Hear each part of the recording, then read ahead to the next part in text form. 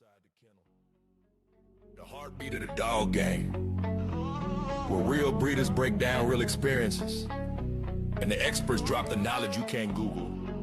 We talking structure, bloodlines, nutrition, training, wins, losses, and everything that makes champions in and out of the ring. This is for the ones who live it, breathe it, and build it, one lid at a time. Your host, Kevin, Ben, and Roderick. Lock in.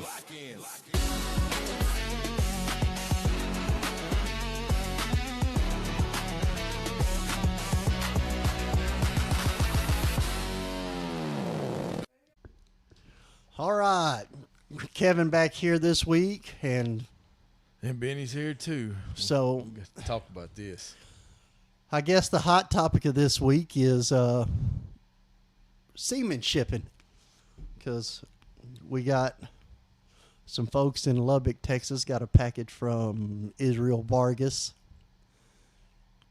with the semen tubes, collection tubes, wrapped in aluminum foil and an ice pack thrown on top of them.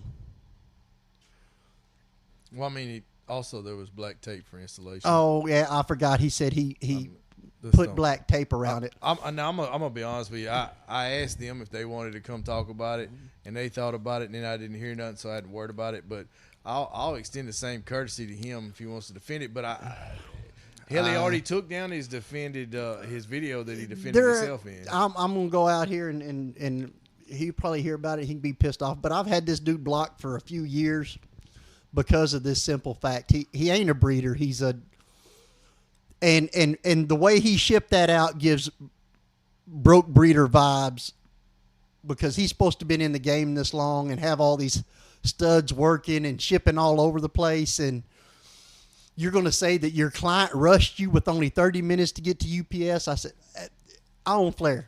I have shipped all over the world. Mistakes are made. Stupid things happen. And I ain't going to say I didn't. One time I shipped somebody a tube of extender and not semen. But instantly, I refunded that lady her money. No questions asked, no nothing. And I even offered her to let her keep her breeding, but have a refund that she could use that breeding any other time.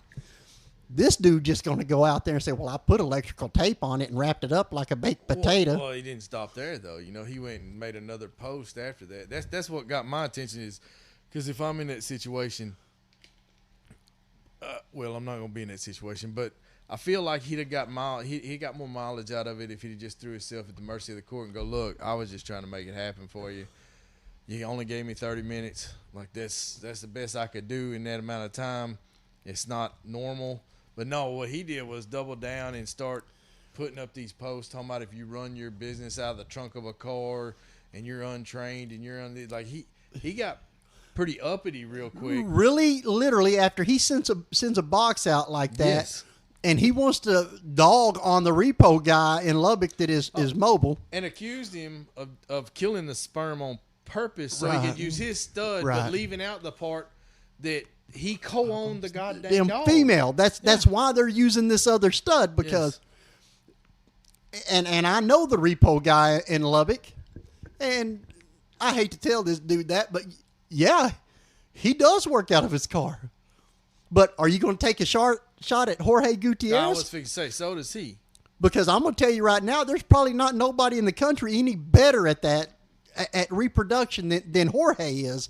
So you want to take them shots? Neither one of them are sending out boxes of semen wrapped in black tape and the full left over from your baked potato last night. I'm going to need to see, like, I'm going to need to Google the thermal insulative properties of black tape. Like, where did that come from? I'm gonna tell him this. Next time it snows up north, because he's up north, don't put on no gloves, nothing. Wrap your hands in black tape and go outside and play in the snow or whatever. I can promise you right now. You won't be playing very long. You won't. He will have frostbite, because that is not insulating a damn thing.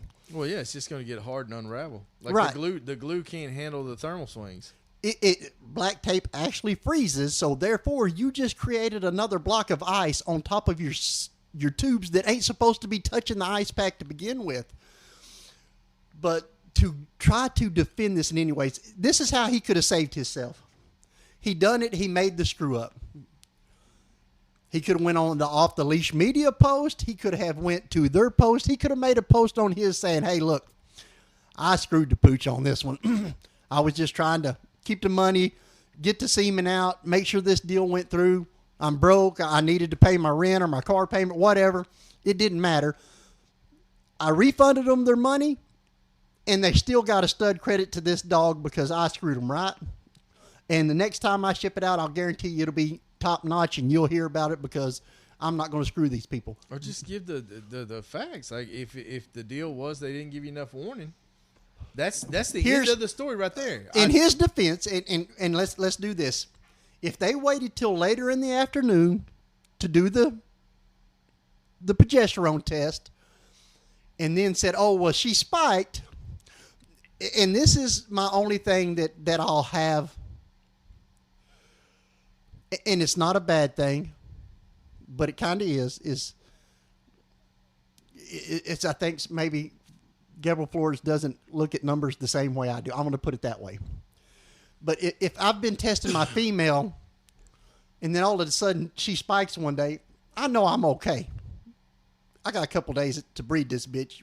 Some people, because it doesn't affect how fast the egg still matures at the same rate. Right, you know. So, but let's go back to Israel. If they messaged him and said, hey, she spiked, we need the shipment now. As the stud owner, for one, it's your job to know the bitch's numbers and try to explain to your customer the time they have to breed to your stud and to talk them down and not necessarily disagree with the reproduction guy, but tell them, hey, these are facts. These are breedings I've done. Reassure them that it's going to be okay. TCI buys you another day anyway. Yes. So, or maybe you're looking at a surgical now. Or maybe, just maybe, he tells them, hey, y'all hit me too late in the day. I don't have enough time to get this dog collected and get him properly packaged and shipped out to y'all today because y'all waited too late in the day to get me these numbers. In my contract, there is a definite cutoff time. If I have to ship with FedEx or UPS, there is a cutoff time in the day that I have to have those numbers by in order for me to pull flare, package him, drive all the way into town to UPS or FedEx. Now I want to make a point on this right here, is just in case that gets doubled back. He didn't do that, or he would have already said that. He wouldn't have made the video talking about how they pressed him 30 minutes. Right. Yeah. And so he was in high gear. You own the stud. You're not getting pressed. If they didn't get you the numbers in a timely fashion to where you can make it to the cutoff and do everything the proper way, it's on the stud owner, no longer the female. Every female owner is going to freak out about their numbers. I think that was a Facebook court. That was just kind of the consensus there, was that, you know, man, hey, you shit fucked up. Like that's a sample. There's that's no on you, way. Bro. It doesn't even matter. Once you come out the gate, like once he come out the gate like that, it's all everything downstream is still your fault. Yes. Like it doesn't, and to accuse somebody of intentionally killing or to put that out there as a diversion or whatever. Like, here's the problem in that. I have had that happen. And I knew it happened. But I've also had people's reproduction people mishandle the semen. Where they draw. Right. But he knew. I know Gabriel Flores well enough to know that he knows how to handle that semen when it got to him. He didn't screw it up. That semen didn't have a chance to be alive when it got here. Because he sent it in an old K9P or what is it, K9P4 box, whatever that website is. He used their ice pack that they ship out extender in this box. There's no spots for the tubes delay. He didn't even have a proper damn shipping box. There is a million things this man could have told them to not have to ship that semen at that time. But he knew if he told them he couldn't ship it, he had to refund it. Because now, if you, not really, because he didn't have enough time to get there. Plain and simple, if he's saying There was only 30 minutes before UPS's cutoff for the overnight was over. He didn't have time to do this. Yeah, you still have a stud credit next time. That's what all I can tell you is you're either going to have to wait an extra day to do the breeding, or maybe if his studs worked as much as he said they did, he would have an airlines account. And he could have shipped it directly to the airport right there in Lubbock, Texas. You know how many boxes of flare semen I shipped out of that airport? So don't tell me it won't go there. It will, because everything flies into Dallas and Dallas flies to Lubbock all damn day. So he had other routes, and that's the point. People are still out here using these breeder studs. Oh, man, I don't even really want to call him a fucking breeder. But they're using these people's studs, and they ain't got a clue. This ain't the first time he shipped semen out like that. This is the first time somebody's called him out on it. Yeah, I kind of wonder, like, we was just talking about this, like, when that come on and he come into his kitchen like a tornado. Yeah. Or wherever he did the collection at his house, right? When he come in there like a tornado just looking for a way to pack this box, like, how did we get there? Like, yeah. So he didn't think black tape before he done all this. Well, right? and this is my thing is he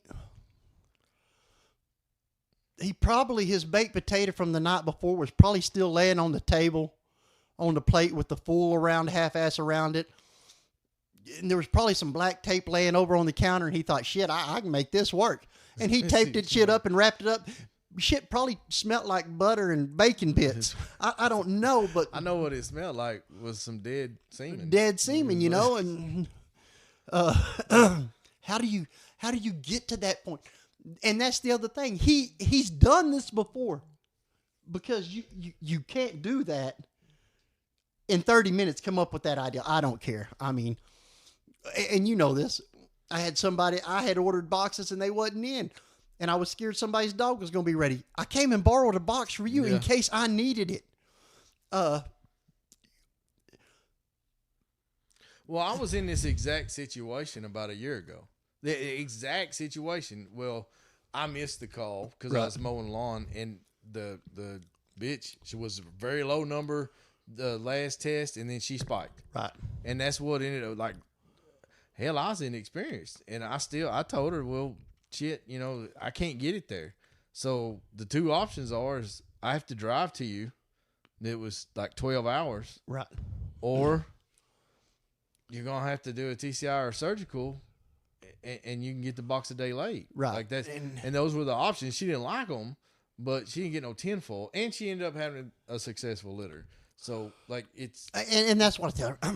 I've done it a many of times where somebody called and we missed being able to get it out on FedEx or UPS, and the flight wasn't going to get it there. I literally would put Flair in the car and I'd drive, and there's 100 customers or more out there that can tell you more than that's out there that can tell you I pulled up on them, and I don't care what state they was in. It might take me 7, 8, 9, 10 hours, 12 hours of straight driving to get there. But I got there. I got their breedings done.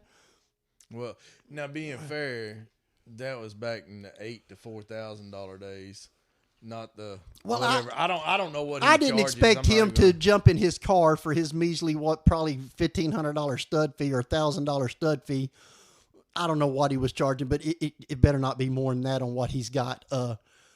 I'm not going to pull any punches on these shitty ass stud owners anymore, because I have to walk the tightrope. I have to be perfect. Fuck these dudes. I'm not putting up with them no more. If they do trash business, I'm telling everybody they do trash ass business. It ain't my fault you sent out a damn baked potato. Do better. But again, but that's the thing for me and that was why, like, I usually don't want to jump on and get involved in this shit. But when I seen that video and he started blaming them, like, you could have said no. Like, you can't blame nobody. You have to own this, because you could have said, I can't pull it off with this equipment. When he packaged that semen that way and shipped it out, anything from that point forward is his fault. Yes. Plain and simple. There's no backtracking. He can run all the flash sales. That's anybody that uses him now and wants semen shipped to him. Do you really, honestly, people, come on. It ain't worth your money or your time because the dog's quality ain't even worth what he's fucking fishing to flash sell it for. He lets you see how he's going to handle a disagreement.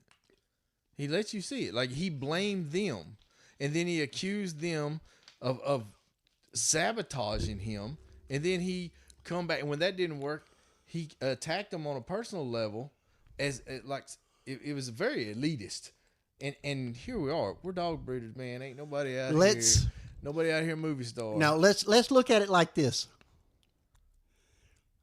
I said some pretty messed up shit about Justin Crawford one time. Me and Justin Crawford, the owner of Off the Leash Media, we've butted heads at times. His best buddy was Isaac, who owned Teddy Grahams. If I had done this type shit, hell yeah, I'd have ended up on Off the Leash Media, and they would have crushed me. It's still holding true because he made it to Off the Leash Media, and it is, and not to. I mean, we'll get in that in a little bit, but you cannot justify this in any shape, form, or fashion as a stud owner to send out a package of semen like that. Not in today's time when there's almost a dog supply store within anybody's driving distance. Now, everybody's opened them up. You can get the right supplies. And if you don't have time to do that because they shortchanged you on the numbers, on time, that's not your fault as a stud owner that they didn't test till in the afternoon. I'm going to go out on a limb and say that this is completely conjecture on my part. But the fact that he shipped it that way, I'm going to say that they didn't shortchange him. No. I'm going to say it wasn't the surprise. Now, he might have had a limited window, right, but I feel like he might have contributed to that limited window. Here's what I'm going to put in on this, because it was just a few nights before this got posted on Off the Leash Media that this young lady that was in on this breeding in Lubbock, me and her had a conversation.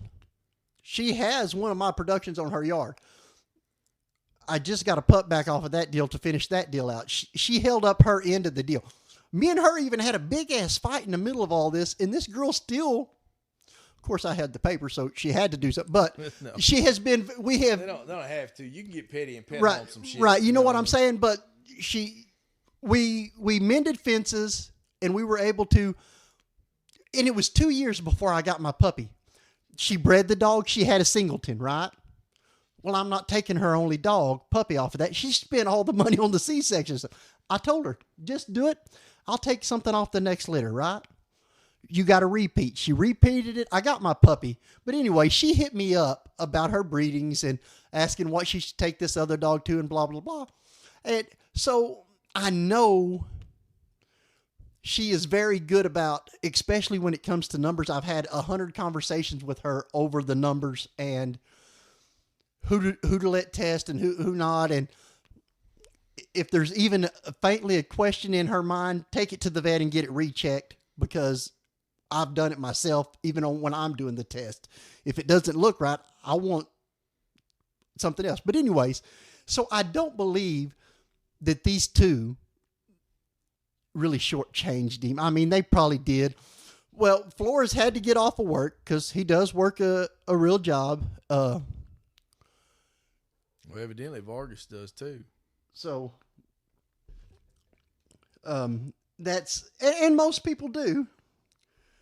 So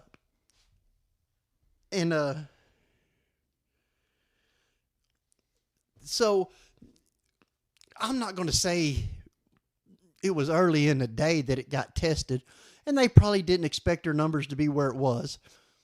But again, once he starts testing a female, just based on what I'd known about him before, unless he's changed, he's testing this dog every 2 days, which would be about right. I mean, when you think you're starting to get close. So now, could they have, I mean, there's a possibility that was their first test. I don't know. I didn't ask, but she knew the breeding was coming. They knew they were fixing to do this breeding. So I'm assuming that they probably had already done a test. Sometimes you do a test and the dog is up there. Well, you don't have no choice. Now, you don't know when she got there, so you need the shipment, right? Yeah. Just send it out and we're going to roll the dice. But for sakes of argument here, I believe they already had done tests. They knew. And in order for them to say she spiked, blah, blah, blah. Still, I mean, there should have been a conversation had there from the stud owner with them saying, hey, it can't happen today. Let's figure something else out. He still ain't in the wrong. He still don't have to refund any money unless they wasn't sending the money unless he shipped the box, right? Unless this is a new deal right now. I'm saying there's something to this that I don't know why you would take that chance. I don't know. The only way you take that chance is if you're getting the money right now, right? If it was already a paid in full, you already had the money. Why would you risk it? That you've already got their money. Yes. You don't risk screwing this up and having to refund old money. So this was new money coming into him that he was going to get that day, and he was bound and determined he wasn't going to lose it. So we're going to roadhouse it and roll it up in some aluminum foil and ship it out the window. Man, I see him. I see him talk a lot, and he fucking talks a lot. I get the impression that he has a lot of knowledge, but when you see something like this, that's the bad thing too. Is you got to care about your reputation, because now, like I would question everything that he says. Well, here's the problem: Google and YouTube's a bitch. You go to Love My Pups and you listen to his videos, and you can.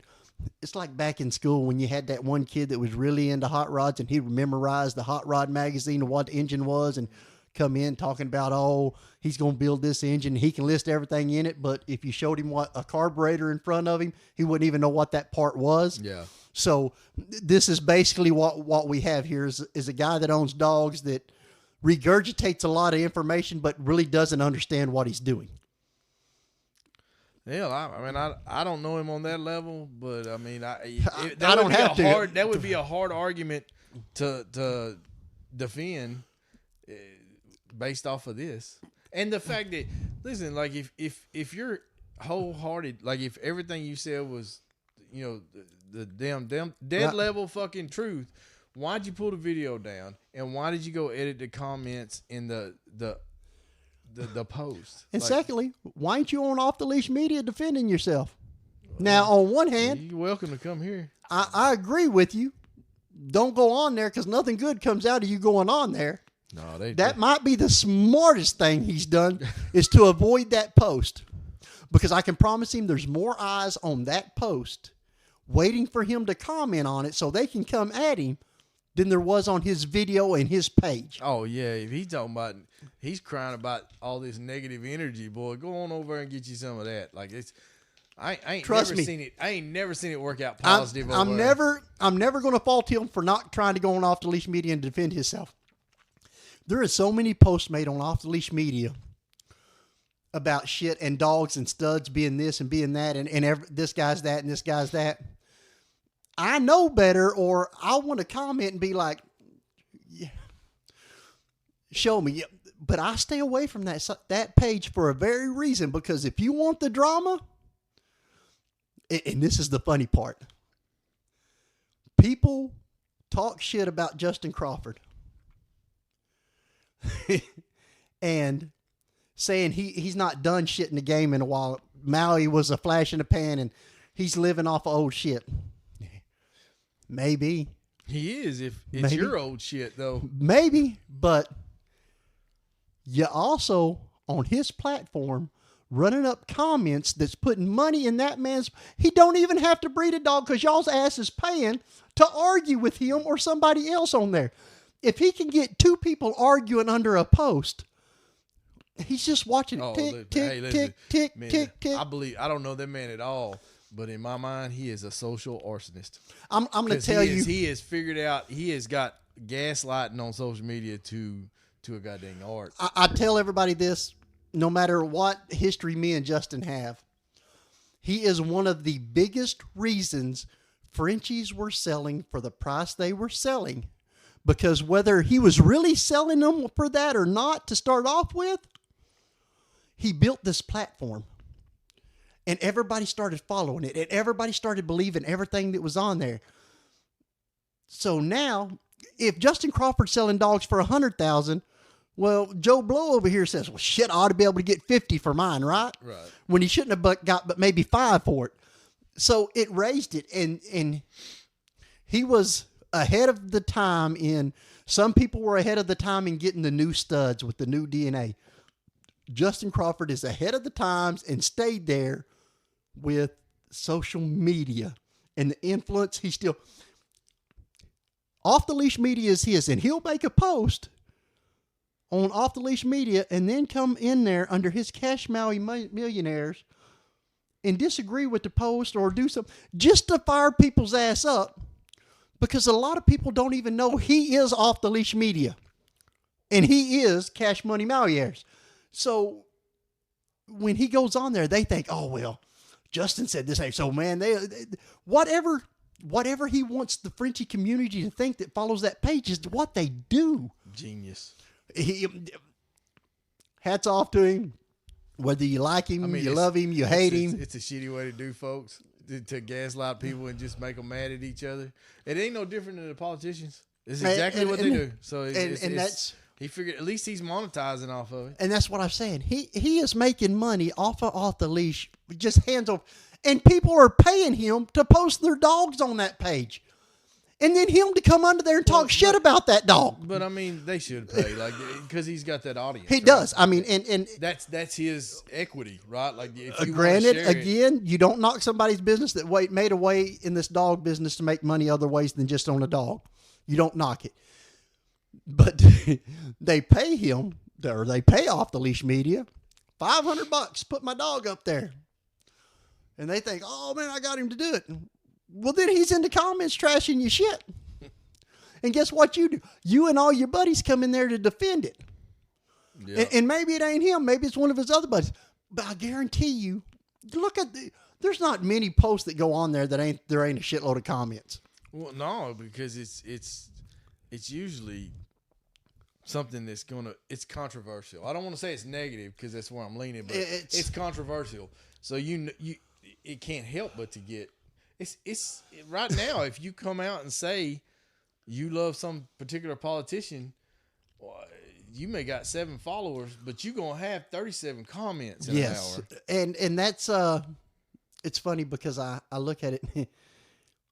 People pay him to put dogs on there that I know that man is over there thinking, this dog is absolute trash. But 100%. They paid him 100%. Like I that just happened. I don't know, 6 or 7 months ago, and I seen them take some bad pictures of some puppies that I knew were different. Right. And I couldn't believe they put them up there, and that people ate them up, man.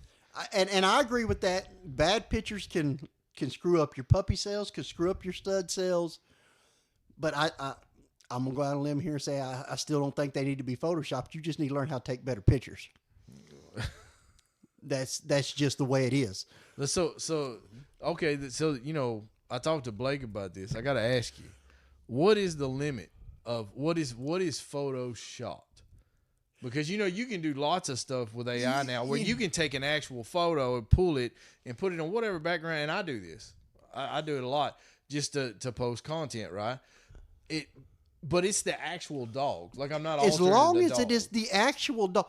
If you're stretching its legs out or its head out, if you're making this dog look different, when I see that dog in person, if that son of a bitch ain't got legs like a 2-inch piece of pipe like you had in that picture, and I sent you money, we're gonna fight.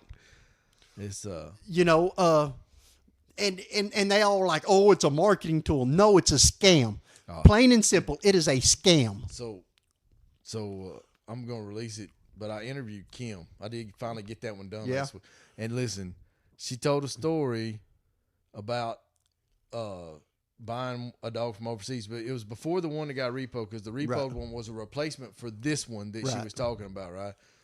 And it was some of the most gangster shit I ever heard. Like, the dog got here, it wasn't nothing. Matter of fact, she said when it was on the tarmac, she didn't even think it was her dog because it didn't look like anything like the picture, and it didn't even look like a Frenchie to her. But then when she figured out through all the shipping stuff, and she had the people go out there with her, that's the dog, right? Well, then the dog was sick. The dog was all this. And she ended up just having the dog castrated, fixed. Yeah. And she kept the nuts and put them in a jar and mailed them back across the ocean to the fucking breeder. Look, so I don't know how they do that to Vargas or whatever. I don't know what they do, but that's some gangster shit right there. I don't. The UK, man. Oh, let's don't go down that rabbit hole, man. I don't. I ain't heard no good stories in a while. So, yeah, nah, that's a whole nother podcast episode. I think it is too. Anyways, I stepped in it. I stepped in it bad because I honestly thought, man, I'm gonna struggle to get an hour out of this deal. Right. And at an hour and 40 minutes, I was trying to wrap it up. She's like, one more thing. Yeah. Well, that's the thing with Kim is she been around a while. And man, I have seen her produce one of the best dogs in the world. And I have seen her promote some of the biggest trash that ever hit this side of the ocean. So I got mixed feelings about that. It's the money back then that I guess took me back. Here, the money that was spent on those dogs, man, is you could buy everybody was extremely trying nice to houses. everybody was trying to stay ahead of the DNA market. So you can't falter in that aspect of it. But what happened was, and this is where people like Israel and them popped up, and they allowed people to level the playing field with them. They were great producers, and instead of staying on that track, they tried to jump ahead, or they got roped in with some bullshit nonsense story and got sent these dogs. Now, once you get them and you start pushing them, they're yours. So you got to stick with the Photoshop pictures. You got to stick with all the bull crap. You got to. Now, they're not producing the quality that they started out producing.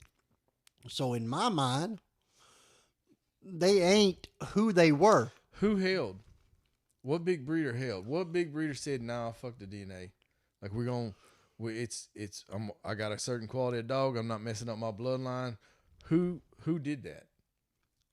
Nobody. There's got to be somebody out there, but there's a reason you ain't heard about them, right? Like there's got to be somebody that just said, "I'm not going to engage in this." Somebody that was big before. I'm not talking about somebody that was a local hero, or I'm not talking about somebody that was a different breeder that they stayed standard, right? Yeah. Like that don't count. No. Who was in the game and a valid player, but they had standards that the DNA they just wouldn't. Because if you wait on it a couple generations, you don't, and then you breed to it with a good dog, you don't take the step back that the guys in the beginning. And that's how Flair got in the world, right?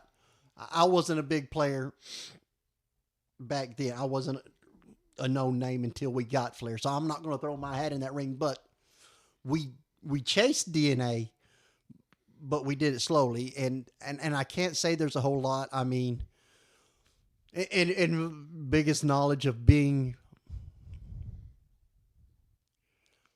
man, there is Chandra Philpott in Kansas. Yeah, I know of her. I don't know her. She was a producer before the fads. She added in DNA to her lines. Always produced great quality dogs. I mean, there's probably other people out there, and this is the thing. I don't know everybody in the world. I don't know everybody in the United States. I know there's a lot of small camps out there that done DNA and done it the right way, but never got recognized for it because they either sold their top dog to one of these big breeders and they never got credit for it, or they sold it to a pet home, or they didn't ever get mixed up in all the hype. So, but I know for a fact that Chandra Philpott bred some great quality dogs. Well, you see, you shot her out to 17 people. I mean, she owes you a small debt of gratitude. No, she has used Flair on multiple occasions, so I can't say anything. And I'm not just shouting her out because of that, but before she ever used Flair, I seen her dogs, right? It was going to be somebody you worked with, like, because you just said, like, you don't know all the breeders, right? You know the circle that you were in. I knew her, but I can list some people. Kim being one of them. Christina Puckett in Oklahoma City, Thunder French Bulldogs. That lady produced some badass dogs. You know, she's got some now that are that I seen that pressure dog. I like him. But you didn't let me finish. Oh, I'm sorry. Instead of adding the DNA into her program and waiting, she had money. She partnered up. She brought in other dogs that had to be photoshopped, that had to be... she went from... and I tell everybody this about her. If she had stayed on course, and this is where a lot of people screw up, if she'd have stayed on course just adding into the DNA and keeping it, she would have been the top breeder in the world. Her dogs were that great. Because I tell everybody this, if I had to pick one stud to breed to and I couldn't breed to any other dog in the world, I had to breed to this one dog every time, it would be Milkman, the dog that she produced. That dog is perfect from nose to tail. Well, he don't have a tail, but from nose to butt. His thickness he could go into the AKC show ring, I believe, and he's a cream dog, and win big. He is the perfect dog, in my opinion. Everybody won't agree with me, but that dog did a lot of work.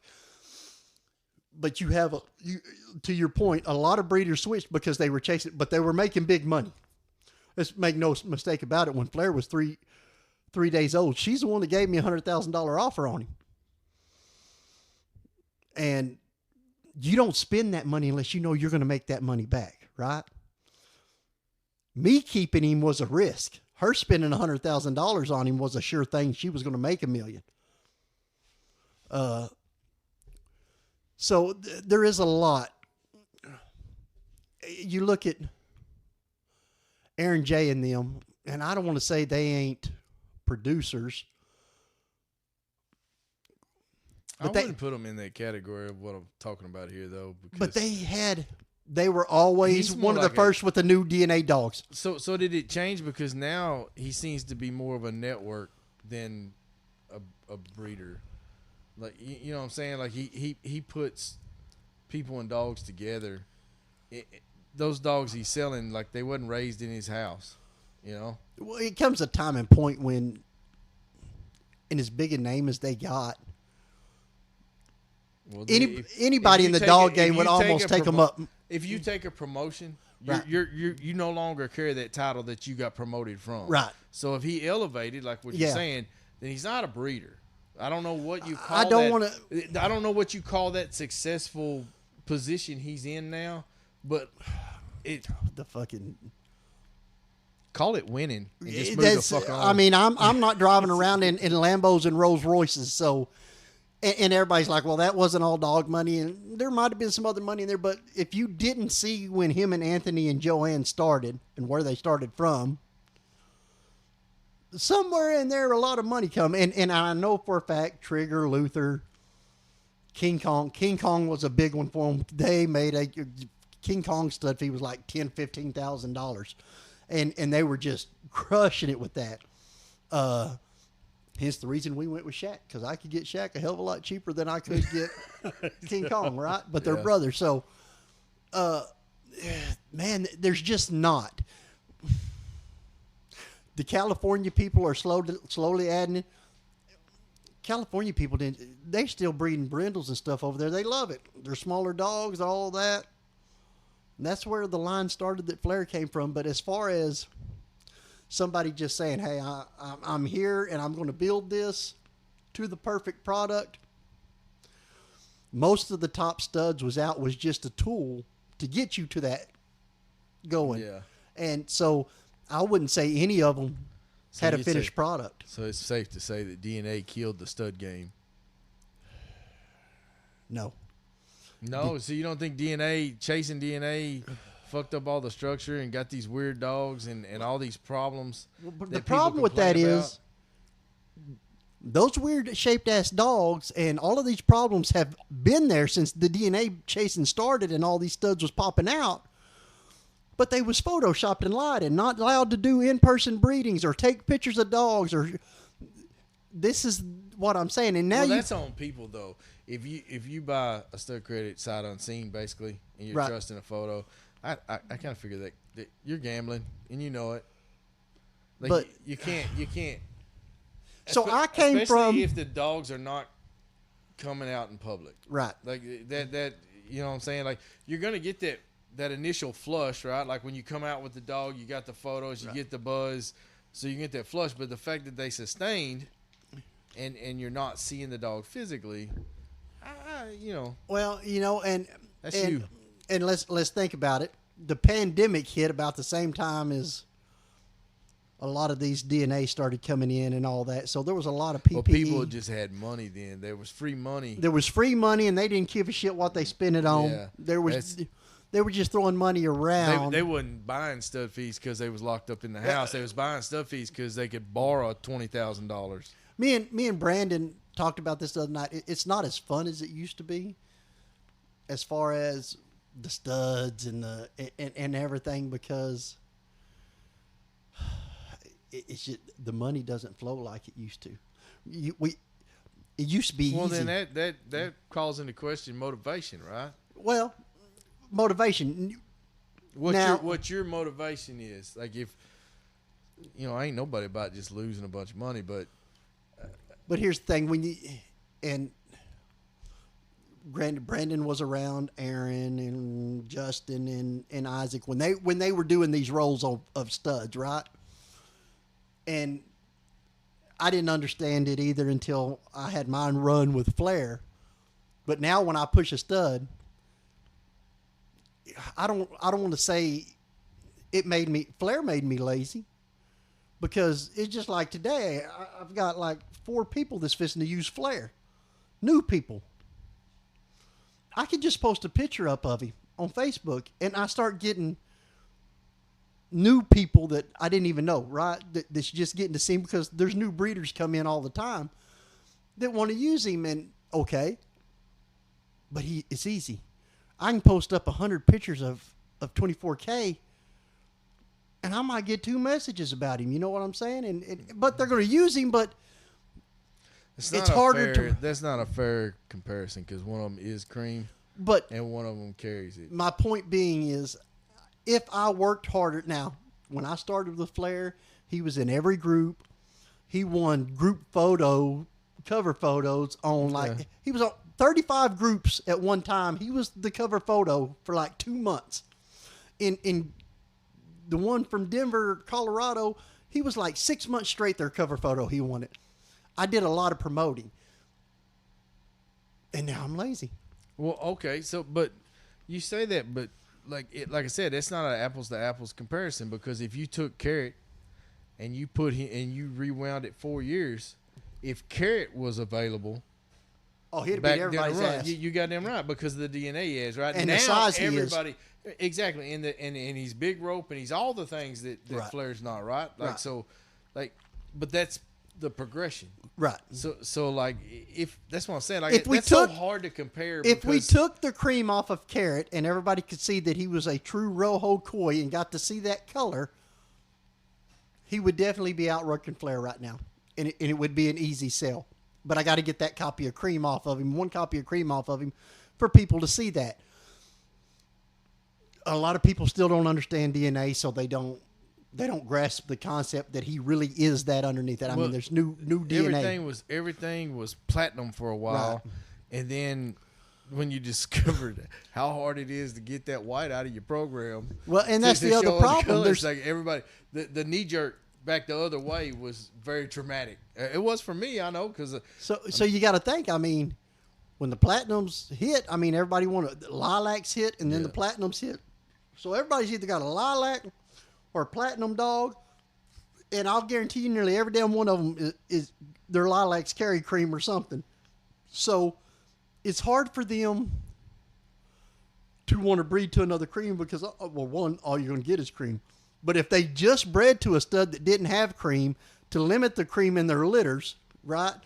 Because the mama was cream, but they all carry a copper cream. Well, they don't want to go back to a double cream dog. And I get that. But we'll see. The smarter people will. Because, the EA, it popped out same time as the Panda. Right. And then it just kind of faded away. Kind of like the Big Rope, all that come out at about the same time. And they kind of faded away, and then the Panda really established dominance. So now let's see if this EA stuff, because other breeders seem to have an interest in it now. EA was a complicated DNA to understand and how to get it. And now it's understood. For the people that studied the EA, it's understood, and it. But to explain it to a newbie that don't know DNA, they're still looking at you like, I'll just breed to the Panda over there because I don't. Just drop the secret, mate. Just breed to a cream dog. Well, that is. I mean, that's it. There's no. But I don't want to drop all them secrets because what if I want to do it, but I don't want everybody to know about it. It's already out there. Hell, if I know how to do it. No, Benny. I'm the middle of the fucking tier. I promise. Well, no, you just. Somebody told me. Well, I understand. I was told a long time ago, and I wasn't.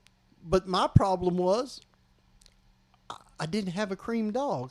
I didn't have a lilac dog. I didn't have a platinum dog. That's your fault. All my dogs were double masked. So going to an EA doesn't mean zero good. Yeah. And it didn't.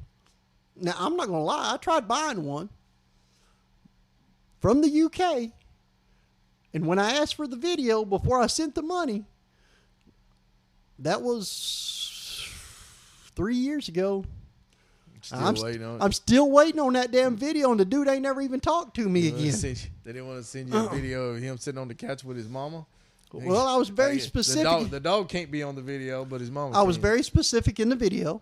Nobody could be holding his ears up, and I needed to see the tail. I needed the hair pulled back on the tail because I wanted to know if it was docked or not. Because if they had tails, I didn't want it because at that time, I couldn't risk running what I had going with Flair by bringing in a new stud that was throwing tails and stuff because that was frowned upon at that time. Well, yeah, it was the WWE. Everybody that was advertising. Everybody was lying. From the big ropes and the pink. Yeah. The early stages of the big ropes and the pink. If they were selling you that and they hadn't messed with the tail, they were flirting with it. It was going to happen if they stayed with it too long. Right. So I don't know. There's a lot of bullshit. It's like wrestling. They were pretending that shit wasn't real, or pretending that shit was real, though. And I was thinking about this earlier. It's now 2026, and these people that spend all of their money in 2020 or 23 or whenever it was, 2022. What was it? 2020, right? I don't know. I've been when the pandemic happened.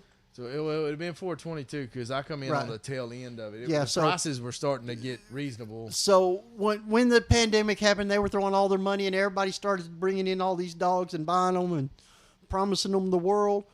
Well, you've had 6 years to make your money back on your first dog that you spent $40,000 on, and I would be willing to bet that dog didn't make you your money back on a lot of cases because. And here we are in 2026, and these fools are still out there listening to the same idiots, following the same social media sites that's telling them what to do and who's the top this and who's the top that. But they're setting on dogs that they can't even sell right now because the some bitches is still as tall as a short bus and longer. So I don't know how you're going to spend that much money with people and go right back to the same people and listen to them and do it all over again with whatever new's coming out or whatever they're telling you is the hot dog. I honestly believe that some people they love the failure. Like they love the being able to the woe is me game. Like so I think like when those are the people that aren't they're going to keep following that. They're going to keep following the lead sheep off the cliff. I agree with that. They just, because there's a lot of people that just like to talk about where they'd be if it wasn't for this person and this person, I'd be here. I'd be king of the shit hill, and it's the only explanation in my mind. You know, and it's crazy to think, because me and Gabriel Cruz over the last few years have taken loss after loss after loss after loss, to the point to where he don't want to do it no more. I don't want to do that no more. But we just keep on. I don't want the old on me. I want the goddamn it. I want to brag about what the hell I got, but I can't, because I don't know. We ain't had luck. Well, that's what I was saying. Some people just wired that way. They like the attention they get from their professional victims. And they're really good at it, and they're really good at making. And I don't know if they're even consciously doing it, because I know people like this, and I don't think they're conscious of it. But when you start talking that way, like, I ain't talking about no supernatural bullshit, but you do manifest it. You start moving. You make decisions every day. Every decision keeps you headed in that direction that you're talking about. You know, I never win. I'm always losing. I'm always on the wrong side of the right decision. I'm always this. I'm always that. Well, you gonna fucking be there because you put yourself there. You know, and I also chalk it up to this, that I rolled the dice on breedings, all my females being brindles, all that, with low DNA, carriers of most of everything. I rolled them DNA god dice every litter. Till we got to flare. Me and Gabe Pineda. Till we got to flare, we rolled them dice. And we hit. And now, I'm having to pay the piper for it. My bad luck's hitting now. We went on a run where, you know, we couldn't miss. Quit putting that energy out there, if man. we had missed one breeding or one DNA didn't line up right, there was no flare. I mean, we wasn't breeding 10 or 15 females at one time. We'd be lucky to have 1 or 2 females to breed a year, and we couldn't miss. And I used all my luck up back then. Did you use your luck up, or right now, I got to ask, like, are you breeding hoping that a home run manifests, or are you breeding to create a specific home run?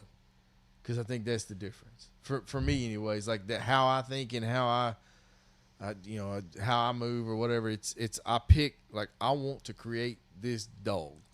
And then I start every breeding I do. I want a Rojo Koi, clean Rojo Koi. I have been trying to get one for 2.5 years.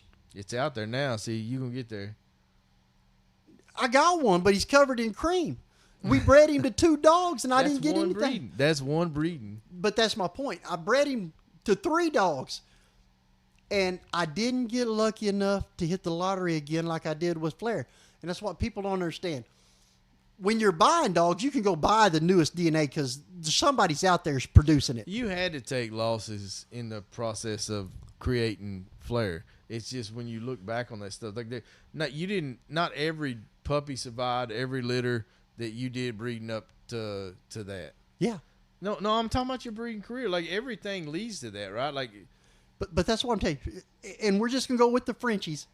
I never lost a puppy on a litter until me and Cruz decided we were going to part and none her up. I take that back. I lost one right before we moved down here. I lost a puppy. Wasn't nothing to do with whatever, but you lose them every now and then. But that was the first one, and I took it very hard, right? We don't lose puppies. Then I get with Cruz, and it's like, everything that could go wrong in our lives, everything that could go wrong with a litter, everything that could go wrong with a mama went wrong. So you psych yourself out, and here you go, right? Now I'm thinking, well, I don't even want to have another litter because every time. Yeah, right. Because when you get like that, you don't make decisions the way you did that got you where you are. Right. It's scared money then. Right. Is what it is. It's because you're like, well, fuck, I don't fucking. I've kept the same philosophy, and I tell people this: the only thing that changed, and this ain't a shot at nobody, none of my co-owners, none of that. The only thing that changed is where the females lived 100% of the time. And who had control over them before they were pregnant, while they were pregnant. Not everybody takes care of their dogs the same way. Not everybody, is not that it's a wrong way to take care of dogs, but not everybody does it. I have a whole regiment that I do with my females and my pregnant females, and they never come off of puppy food. They're always fat and happy and all of that, and a worming schedule. And I'm just meticulous about it. And being on the road with Flair didn't allow me to have a house full of females anymore. So I had to co-own those out or partner up with somebody on their females like I did with Cruz. And man, I cannot hit a win for that dude to save my life, and he came for me. And we both are like, what is it? And I just tell him, it's just a run of bad luck. Every breeder goes through it. Eventually, I told him, I said, now you got to remember, Flair's litter was going to be my last litter until he dropped. And I was on the phone with him the other day, and I told him, look, we're both sitting here saying, because he has that short-haired Flair girl, that's going to be the last litter, and he's getting out. I said, just be ready for it, because when you finally have had enough and you're like, fuck it, I don't care, we're just going to do the breeding to do the breeding. I said, magic happens. I said, we just been trying too hard. We've been wanting something that was unattainable for us at the moment, but everything comes at the right time. So I don't know. No, it don't. That's some bullshit. It does not, because the right time is before I go through all the bullshit. That's the right fucking time. I just don't. Man, I don't know. I've had bad luck. I just haven't hit. I've hit good DNA dogs, but I just haven't hit that dog. I mean, I got a Rojo Husky now. I got a Merle Ric Flair daughter now. I should. Where's your husky at?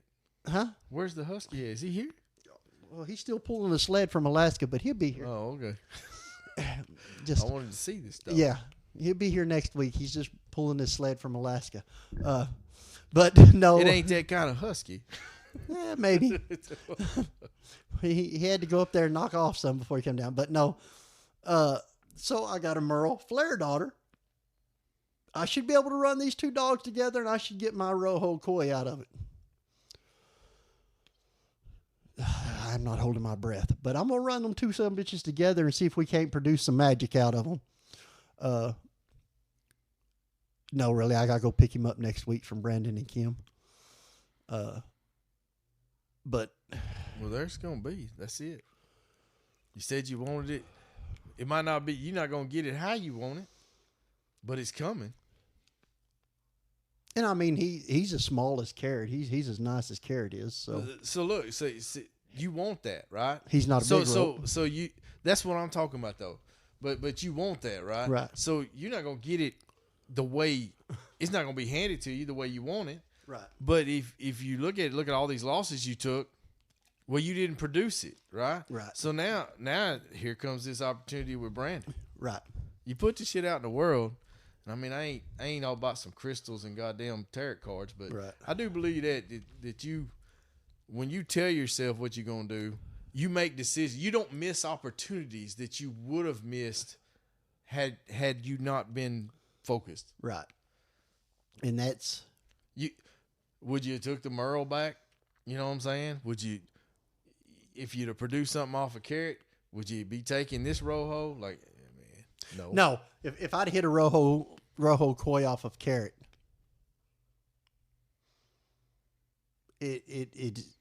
I take that back, because this Rojo Husky is working, right? If I had produced one off a Carrot, it would still be a puppy. I need something to close that gap between now and the time that one starts working. But I don't want all my customers breeding to a Husky when I want them to breed to a Koi too. So, but a lot of my customers have Merles. Yeah, they can't breed to a koi, so they can make their own by breeding to this boy. I don't know how it happened, but me and Aaron argued a bunch about not letting so much Merle into the camp, and then I just woke up one morning. I'm like, I can't breed any of these goddamn dogs. we got to wash some of these Merles. I don't know what happened here, but we had a Merle explosion there. And that's the thing. I've been trying to at least make a Rojo Merle stud since Flair started working. Now, granted, out of all of his breedings that he's done, and this will blow people's mind, there is 0 in-house breedings and 1 pup back. So that was the other thing I was going to say. So when these people get online bragging about how many breedings their studs got, how many times was he bred on your yard? Because you have to subtract that out of his total. Because that ain't motion if you're breeding on your yard, because you didn't make money on that. I mean, you made money on puppies, but that's your female. We're not including him in that. If they want to say, "Oh, my stud's bred this many times," but if you didn't use him on your yard, how many times did he breed? If you didn't use him on your cones, how many times did he breed? Oh no! Did you see that post where they were talking about no pup backs? Yeah. So I mean, I'm gonna be honest with you. Fuck them. Because here's the thing, like especially in this situation, if you're stuck, and I don't get this from the bitch owner's perspective, if they're 1,000, 1,500, even 2,000, right, and you're offering a pup back, if you can't. You should be able to sell that pup, like the breeder. If you have a stud that's got motion where you can be charging $1,500 right now in this economy, right? Because the top studs are 2 to 3, right? So if you can charge $1,500, goddamn, if you can't take a pup and sell it for $25 and make more than your damn stud credit, right? Why you would do a pup back on a cheap stud? I don't know, but why you wouldn't take it says more about you than the bitch owner to me. And I'm not talking about that everyone that offers it. It would have to be, but saying no putbacks ever to me is fucking retarded, because if somebody brung a stacked out bitch that's just bad, like why wouldn't you want that putback off of that dog? Yeah, I get that. And I see your point, because the Merle female I have right now Flair daughter was a putback, his only putback. Well, I mean, I was generalizing. I wasn't. Right. But I'm just saying the reason I done it was a very specific reason, because my friend's daughter wanted a Merle Frenchie. So I done that breeding to get her a Frenchie because he's my buddy and all that. And then she's had life changes or whatever, and they couldn't keep her, so I got her back. But that's why I did that breeding. I've seen some. Here's the thing, though. People with bad bitches don't bring them for putbacks. Exactly. Well, you say that, but I'm not saying I'm not arguing like the masses here. I guess I'm arguing the exception. Right. Like it. Because now there are some smaller breeders out there that's got nice females that'll be like, hey, and you can look at it, and they don't necessarily know that they have one of the baddest bitches in the world, because they don't go to shows, they don't go out, they just know they like their dog. So that post was no putbacks, like it was a puppy with a cross through it, and I thought, well, that's just retarded. Like you should. Okay. You should always be open to opportunity. Here's the thing with that. The people that post that stuff. So Ace Chavez posted putbacks are not motion, right? Is that who that was that put that up? He didn't put the no putback sign deal, but he did post here a few weeks ago, putback deals are not real motion on the stud game, right? Who gives a shit? Is it money? Is it real money? But the thing is, everybody's bragging about their dogs working, but you're giving it away, right? That you're doing putbacks and all that. But here's the point to that. There was a lot of people that shared that.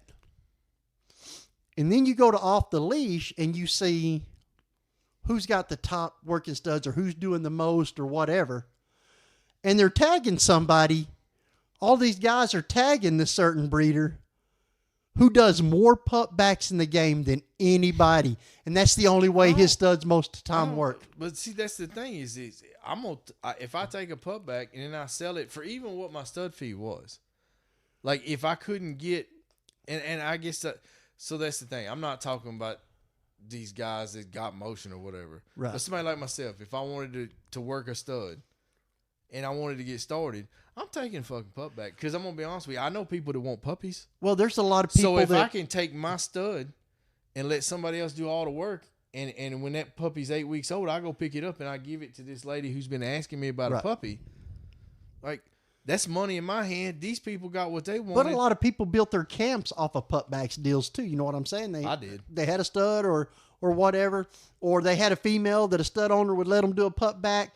That's how they built their deal without spending a ton of money. So there is a place for it. I'm not saying it's the worst thing in the world. Some of us don't. And I tell everybody this. It offends me because when we first bought dogs, everybody was like, you got to get a stud and you're going to get rich. So get a stud off a big name. And luckily, I didn't buy about 3 dogs and I run into Manny and he said, quit that shit. Yeah. Get your females. Build your female. And I did, and it worked out. It took 2 to 3 years. Right. But then when the opportunity presented itself, motherfuckers want to use my females, and I was able to leverage them to bring my camp up. Yes. You know, and that's what I tell everybody.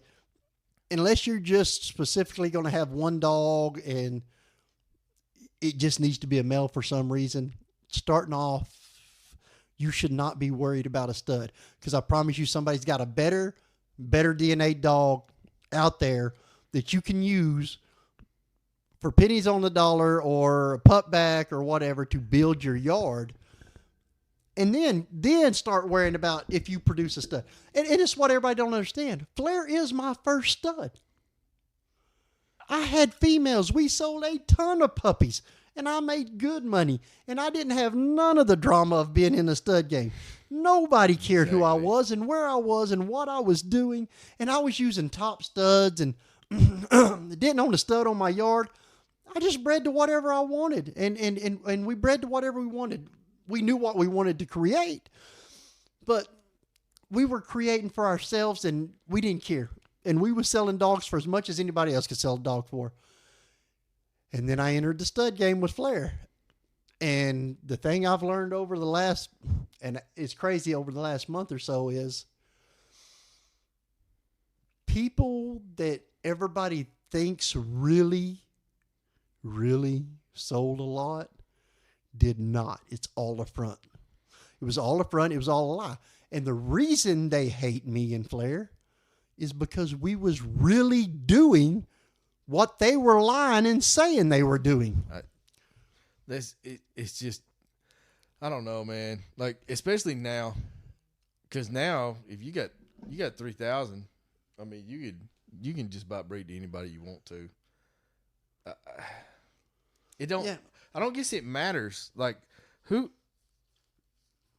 cares? Like, because nobody told me the truth. Here's the thing, is all the people that I messed with in the very beginning, like it took a little while to learn, that they're not telling me what I needed to hear to be successful.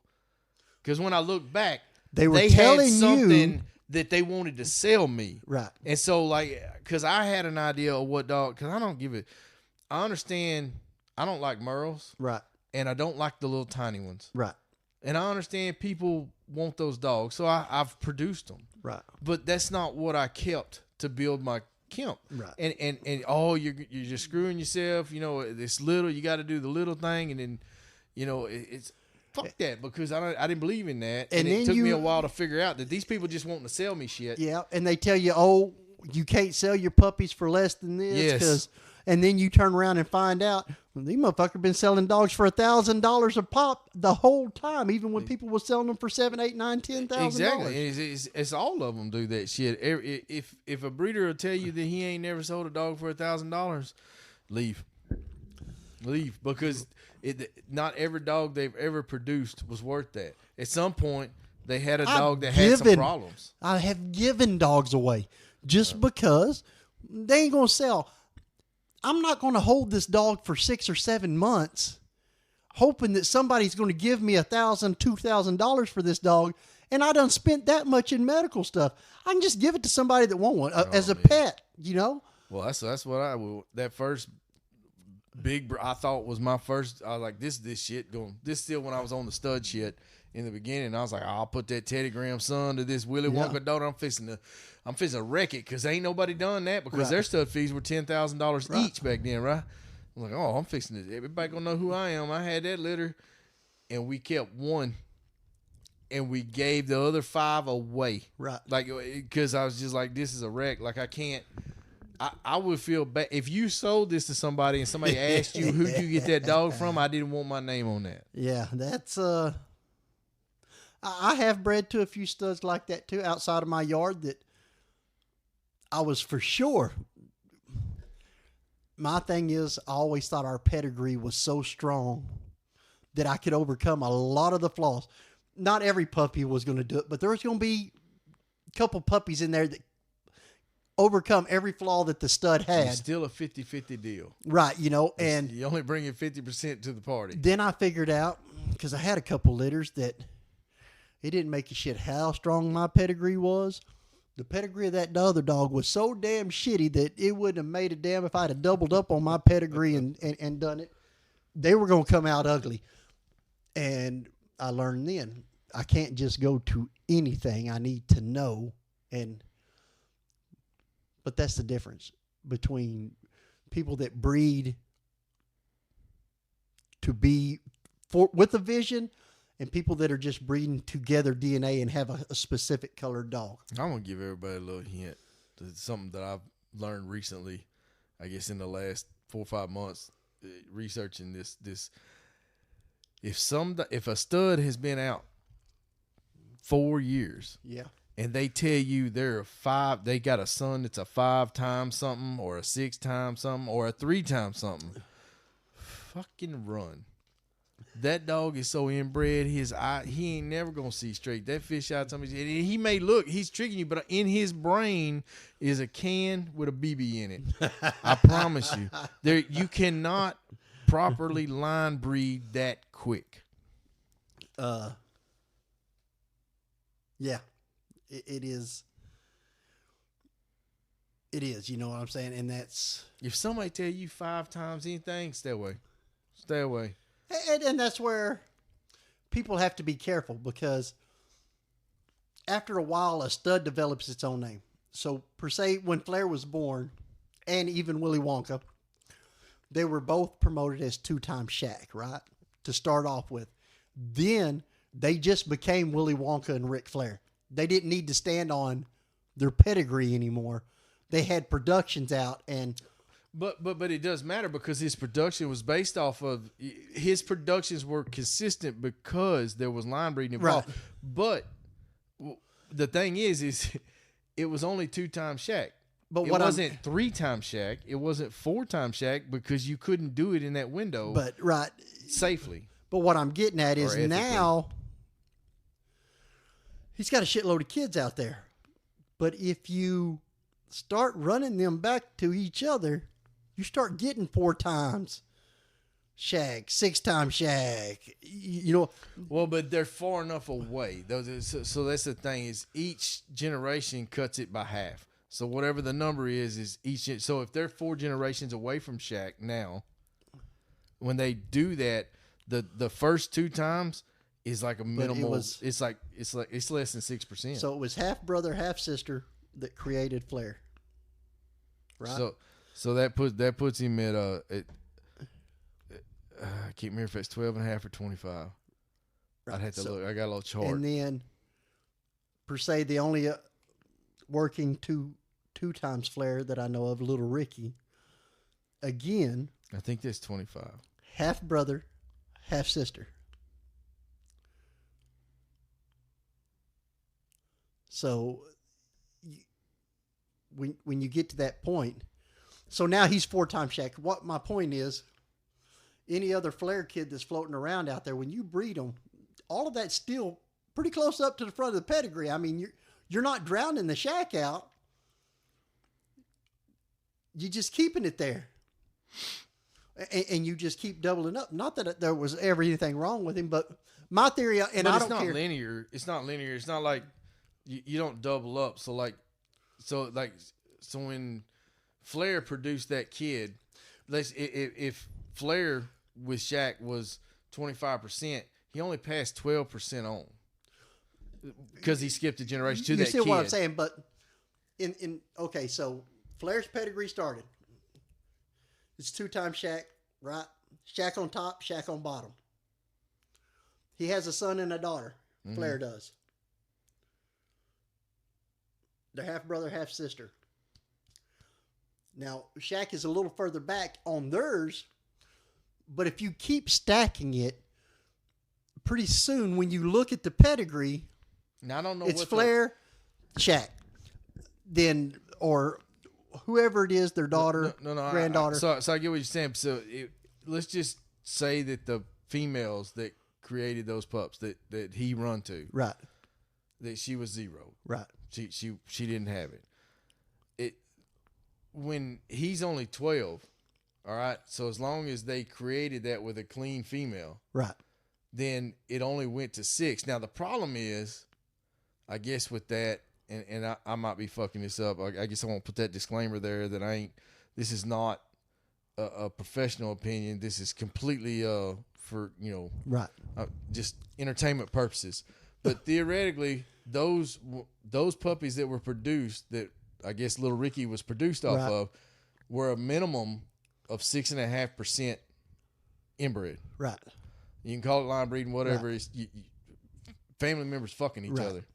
So they started at 6. Now when you run those, they each have 6. Right. So when you run those 2 dogs together minus pedigree, you're 12. Right. You put all that shit you're talking about, because just that breeding by itself produces 25, and then you're going to bring 12 on top of that. Right. So if the mother was clean, the bare minimum of COI that Little Ricky could have would be high. Right. That's 37.5%. But and that's what I'm saying, and I'm only using him as an example because but you also have to throw in here that it ain't just Shaq, right? Because per se, Flair was bred to a lot of King Kong daughters, offspring and stuff. Same thing. Now we're talking Titan. Well, that's what I'm talking about. So you have to assume, if you assume the mother's clean, this is a bare minimum. Right. If the mother came from line breeding, she brung a coefficient with her that has to be factored into that. Right. And I mean, push that number way up there. So, now, I don't know where the threshold is. I know that all the research you do is 25%. I know in the bully world they're saying 7 times, 8 times, 10 times Dax, Miyagi. But we know a lot of that's bullshit because they used English bulldogs in there to shrink these dogs down and stuff, and other various dogs. They just happened to say it was this male that was off of me. So I don't own by. But in Frenchies, it's them ones that can't walk probably. That there you go. Is probably real. So, but it probably really is 10 times somebody. What I'm saying is, people don't breed based on pedigrees anymore, and what's in the dog's pedigree. They just breed it. So maybe that's the new awakening, because it does matter. Like the more that I read, the more that I look this up, the more that I talk to people about, like not necessarily just just the coefficient, right? Like. And they kind of go hand in hand. Right. The more that I talk about them, the more that I believe I'm understanding and starting to learn. There's a reason that used to matter. Yeah. And DNA, that pedigree and DNA is 2 different things. Like, one's for structure and one's for color. Yeah. Now I understand pedigree is DNA too, but it's separate. It's 2 different lanes. And the trick is putting that shit together, right? Yeah, and that's it is. It's tricky, but that's all I'm saying. People just don't pay attention and don't understand. And per se, if a stud isn't advertised correctly to let everybody know what's in his pedigree,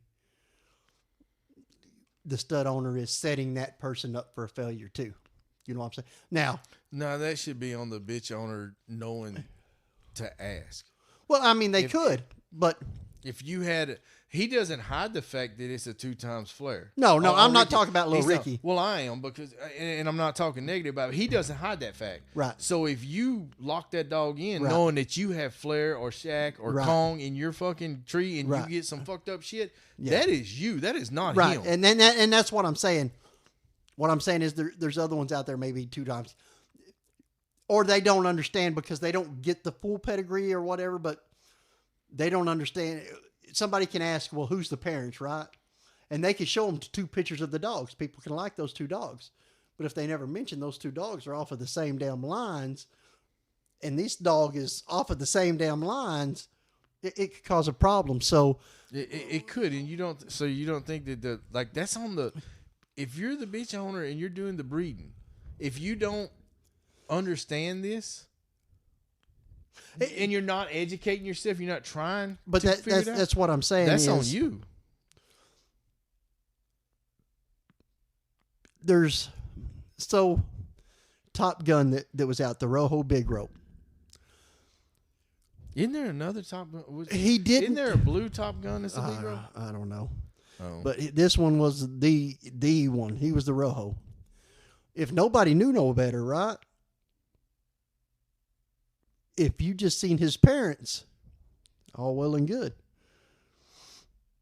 The daddy, and everybody wants to know who the stud is, right? And the stud is off of this dog over here. His mama was littermate brothers or littermate sisters to Shaq and King Kong. So you still got that pedigree on the other side that nobody paid attention. And you're right. This is where people screw up because they don't ask who the female is off of. Yeah. They want to know who the stud is and who was his daddy. And they give all this concentration to the stud when this female that produced this stud could bite you in the ass too because she came out of a litter with the top studs. She just was the female in the litter. So you can still pick up all of that stuff off of that breeding and you're screwed. So, I mean, maybe you ain't screwed, but you start picking up a coefficient and you don't know where it's coming from until... Because you don't know, like when they double down way back in your pedigree, you don't know what exactly they doubled down. Right. So like, because you can get the good Right. and you can get the bad. Right. They may have been breeding for DNA. So they may have started with one copy of something, and so they had to double down to take a carrier to a visual. And that's what I'm saying. People don't understand where, I had all these clean dogs for so long and all of a sudden I've got a DM or I've got a, that is just mutations of genes, right? Of the DNA or the genes. When you start inbreeding, that's where you start mutating genes and coming up with this stuff. And even if the line was clear, you run the risk of creating something in that line that wasn't there to begin with. Well, you're shrinking the gene pool. Right. So when you're doubling up on the bloodline, Right. you're shrinking the gene pool, so it doesn't have as many options. So the percentages of that bad shit linking up with the other half Right. is so much greater. To where when you're Right. you're scatter breeding or whatever, like the odds of the concentration of bad genes in the 2 dogs you breed is far greater. So Yeah. the likelihood of Let's just say that it takes 5 markers in your DNA to test positive for a DM, right? yes. Well, this dog has 3 of the markers, so it doesn't really show up, but it has 3 markers in there. It doesn't show up. This dog over here has 3 markers. It doesn't show up. But the 3 markers in each dog are not the same, right? They are if them son of a bitches are related. Well, they are, but I mean, so you start running this risk of where now when you breed them together, one of them puppies can pick up all 5 of the markers that are different to create that. By no means is that accurate or anything. I'm just using this as an example. No, but that is the theory. That is not a theory. That is the process in which it happens. Yes. If you paired up one and now you've created a dog that don't have all 5, he has 4. Right. And then you run it back to the Yep. original line that had 3. Right. The chances are so great that For you're it gonna to pick up all 5 of the different Yes. things it needs to show a 100% marker for Right. carrying and that's whatever. just one disorder. Right. Like you got all these disorders that could happen. So it's all these percentages that's why the likelihood is of a normal breeding is so sparse that would happen. But when you start concentrating the blood, right, like it gets a lot greater. And that's why it's why these DNA swabs for health testing is bullshit, because they're testing markers, right? And here you go. You can take two perfectly health tested dogs, put them together, and their pedigree has all of these markers in it somewhere. They just ain't lined up. And it can line up on your litter. And now people are out there trashing dogs that people are like, well, my fucking dog's clean and this and that. But they're trashing them because they don't understand genetics. Hey, so watch. That's the next step, because right now they're pretty bland, right? Right. Like the DNA testing facilities, it's the same shit. Everybody's at $100. Nobody's watch. Markers will be next, right? Like it'll be, and they'll make it simple. They'll make it simple. It'll be warnings, right? Like this dog is high potential for this, right? Like it doesn't have it, right? But you shouldn't breed it to another high potential dog. It has XX. BBC whatever markers, exactly. And don't breed it to another dog that has these two markers, or you have a chance of, I'm not buying it's in. Coming. It's coming. It don't matter if you buy in. Watch, if somebody does and it takes off, it don't matter if you believe it or not. If you don't participate, your stud won't work. Right. Period. Well, I'll retire. Well, I mean, you headed down that road anyways. Well, at least for him. They're already so far ahead in the DNA testing with the 15, 20,000 panel, whatever they're up to now. And everybody asks, is he been tested for the 9 panel? Or no, I'm not going back and retesting Flair. Fuck y'all. I don't care. He was what he was when that's what was the top of the deal. I'm not going back. I don't care. And to be honest with you, I could give a shit less about them DNA swab fucking health panels anyways, because, again, they can't even get my fucking color right, and you want me to trust them on my fucking health? Nah. They do the best they can. That's like fucking going to the nose doctor to see if you got hemorrhoids. It just don't make no fucking sense. That's a interesting visual. I'm just saying, it's some of the shit. The DNA companies love it, and apparently it's so great that AKC started doing it because they're loving it. They have their own shit now. Yes, they do. You know, they actually scabbed on everything. They copied. They hit up Puppy Finder. They got their own sales market now. Do they? They goddamn sure do. Now they won't let the exotic shit. It's kind of like their shows. It's pretty snobby. Yeah. You know, you can't Merles, Fluffies, shit like that. Anything that's non-standard can't go on their page. Which, I mean, I understand. It's probably a good idea for them to do that so they can keep all their standard breeders and people can find standard puppies. Hey, look, I think that's the deal, right? Like, they want to make money off the people in the shadows, too. They just can't let all those uppity standard breeders know, hey, you know, all these shows and all this big glamour stuff and the TV stuff, that's because of all these Frenchies that are non-standard that we gave papers to. Yeah, because we're making like 20, 30 million off of litters of Frenchies every year. And now we're trying to normalize it, because now when you go online and register, all those colors all of a sudden are available, but they got an asterisk beside them. Right. Yeah, so even tampons, even the just the add-ons. Well, I wouldn't know. I hadn't got to register a litter in so goddamn long. It ain't even funny. Well, let me tell you. It's that's how it is.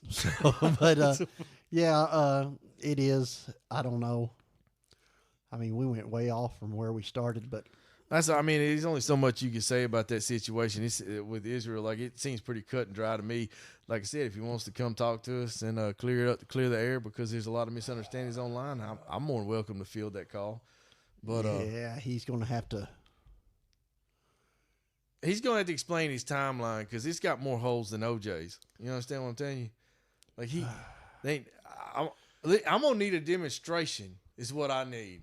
Like, I need him to record himself doing a collection. If the aluminum foil does not fit, you must acquit. Nah, that's what I'm talking about. Like, I got to see, and I need the technique, because I'm going to be honest with you. I can't do the whole process in 15 minutes. I am impressed. If he's telling the truth, I am impressed, and he should hold a master class on collection.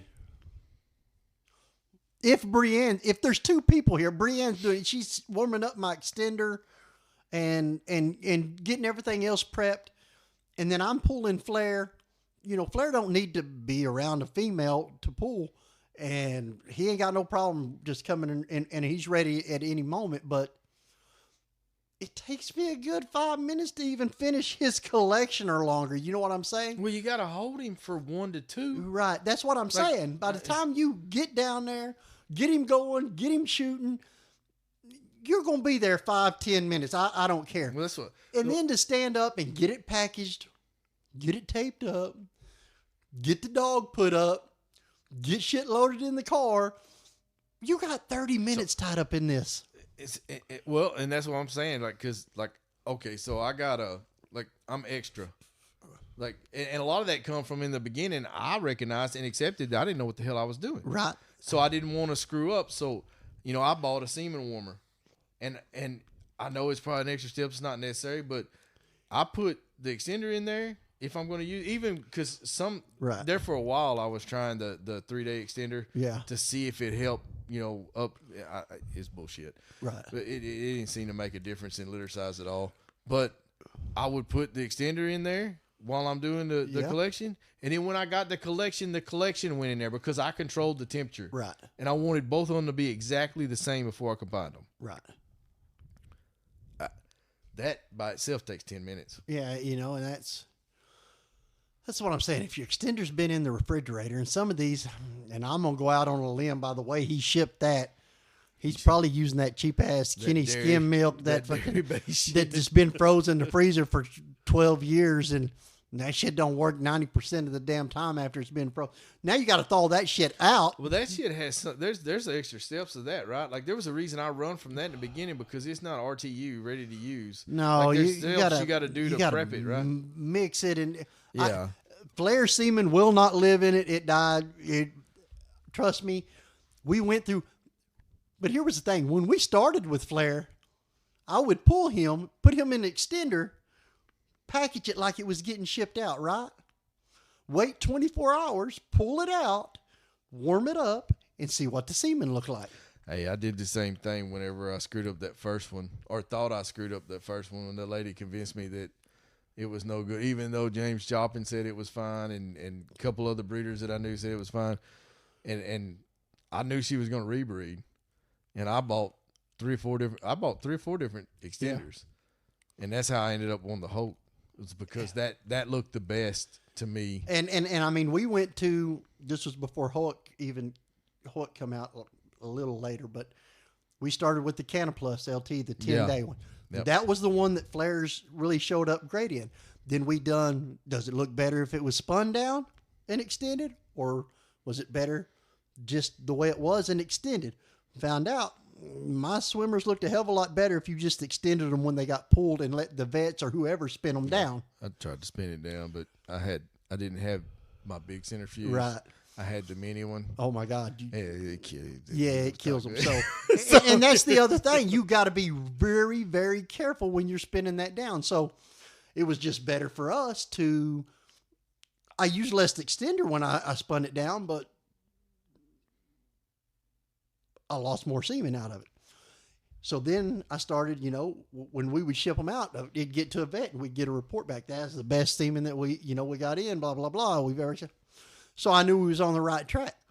Doesn't mean shit didn't screw up. Everybody's going to have a screw. I don't care who you are and how good you think you are. You're going to fuck up. But you also got to stand up and own it. So see, when I worked for Schlumberger, that's kind of when I first started, they got real shitty quality control towards the end. But when I first started, that was their deal, is you're going to do this in a professional way every time, because if you go, there's always going to be a problem on the well. Always going to be a problem. And if you're out there in a half-assed manner and you ain't got all your shit and your shirt's all jacked up and you don't look professional, well, you don't get the benefit of the doubt no more. Right. You're an idiot, and you're going to get run off. But if you're out there and you're on it and you look like you're solving the problem, and you are solving the problem, not look like it, but the people tend to give you a little bit more leadway. Yeah. They understand, oh, things happen, they break, Right. they're working on it. But if you're out there and they're asking you what's the plan, and you go, I don't know, they go, well, the plan is for you to leave. And even as a stud owner, even sometimes when you know you're right, the customer's always right. No, they're not. You just got to tell them that. Exactly. I had a guy in North Carolina. I shipped him semen. And back then, my rule was I need to see the video of you unbox it, how you warm it up, and when you put it in the female. I want a video of the process. That way, we didn't have any arguments. This guy got the box. I never got a video of nothing until his reproduction guy had it on the microscope, and he was like, "Oh, well, they're all dead." Well, how'd y'all? They want to give me this long spiel and all that. And then, oh, well, if you don't want to refund me, I'm going to go to off the leash. And no, let me take that back. Everything was cool. And he's like, you know what? No worries. I'm just going to use my stud. 2 months later, phone rings. It's him. I figure he's ready to use hey, man, I'm going to need that refund. Refund on what? I said, you said everything was cool. You just use a different stud and go, no, I'm going to need that refund, or I've got all this stuff teed up. I'm going to go to off the leash with it and all that. And we're right in the middle of a big run with Flair. And I'm like, you know what? I don't give a fuck. Here's your goddamn money, but don't ever call me again because you're never using my stud again. I told him, your time for a refund was that. I said, I tried sending you your money back that day. I said, make sure you put that in the messages where I asked you where I needed to refund the money to. And you told me, no, I want to keep the credit. I said, and now 2 months later, 3 months later, you want to come back and say you want a refund? I told him, I'm going to give it to you, but don't ever hit me up, and I'm going to tell everybody not to send you shit. Tell me you're broke without telling me you're broke. And that's what I told him. I told him I get it. It was fucking $8,000. The principle was that day. And here's my thing is, did they really use it and get a litter and just register it under some other shit, or sell pets? I mean, what did they do with it now? Because there was no video other than some dead ass semen on a microscope. And I was like, but how did it get there? What was the process? Well, this just what my repo guy sent me and told me. What do you mean this is what your repo guy? You ain't there? No. I didn't send it to your repo guy. I sent it to you. I need a video. I need, easy, simple process, but you can't send a package out looking like Israel did and ask for shit back. Yeah, you can. What are you going to ask for? When he shipped that out, it should have had the refund in the box. Yeah, it should have had the refund in the box. He put a note in there, hey, could you please return my tubes, black tape, and aluminum foil? I need it for the next shipment. It's like a shipmate. Oh, man. This. And there you go. He probably thought, man, I see them shipping out in those aluminum cans, so these will probably work. Just put some aluminum foil around it. But you got to understand, there's insulation like that. That's not when you drop the semen in those things. It's not touching the outer wall. There is a gap there. I understand. I know how they work, but some of these people are like, well, if it can be shipped out in that aluminum container, it can be shipped out in aluminum foil. I don't think he understands either, because it took me a little while to figure out when he said, I'd watched the video and I was like, all right, that's what I'm going to do my shipping with. But how does it keep it cool? It never dawned on me until I got it and I'm fucking with it that this is a goddamn heater. This is not, it's using the battery to create a heat source in the jar to control the temperature. Right. The ice still controls the temperature. Right. But it just says, this is as far as I'm going to let it go. Yeah, it's not going to get any cooler than this. I question whether it's as effective as black tape nowadays. Well. But, I don't know, but if somebody's out there lying, or before we say this, if they out there saying they do as much as they do, and they shipping out shit like that, that's broke breeder vibes. That's I need the money to pay my baby mama or rent or whatever.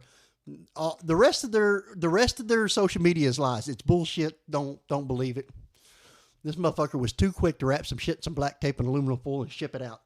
He's done it before. I don't give a damn. So let's see. Let's let Google weigh in on this. What are the thermal properties of electrical black tape?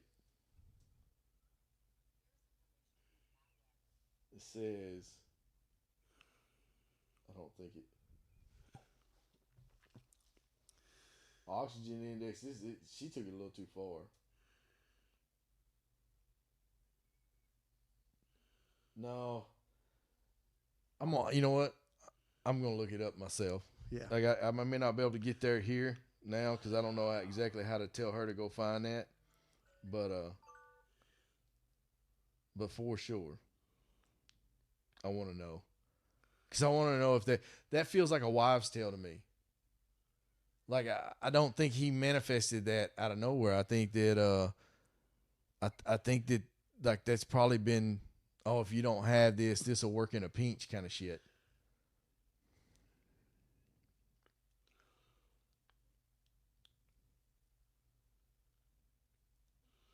No, we got a bunch of dead air going on here, bud. Yeah, I was just Googling it, and it's flame retardant, resistant to UV rays. At least they didn't get no UV rays. Moisture and corrosion, which I know. So,